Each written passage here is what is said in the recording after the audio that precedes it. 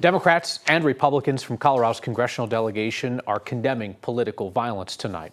And Republican Congresswoman Lauren Boebert is also directly blaming President Joe Biden personally for the shooting.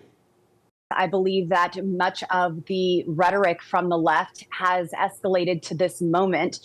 Just last week, we saw Joe Biden trying to excuse his poor performance at the debate and get that behind him and say, now we need to put Trump in a bullseye.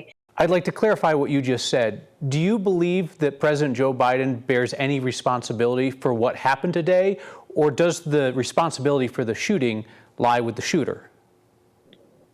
I do believe that Joe Biden is responsible for the shooting today. Kyle Clark, an innocent supporter of President Trump, someone who loved President Trump and was there exercising their right to support him, lost their life today. Everyone who has called him a fascist, everyone who has called him a threat to democracy, who said that he should be put in a bullseye, as Joe Biden said, they need to have some very deep reflection tonight before another tragedy like this takes place.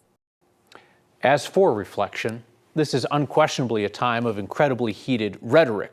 Every prominent voice in American politics might consider the language they use, but Representative Boebert pushed back on the suggestion that she might recalibrate her own language. Have you given any thought to that, about things that you say and how it might contribute to the heated political environment?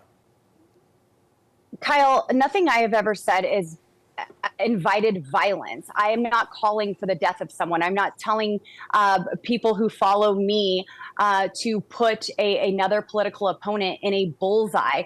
There is no place for political violence in America. I completely am opposed to that, and I do not condone anyone who would call for any sort of political violence. But I do believe that there is a place to speak truth and to hold those accountable who are causing harm on Americans. And that is not a violent thing. I think Republicans will show up at the ballot box, and that will be our response to today.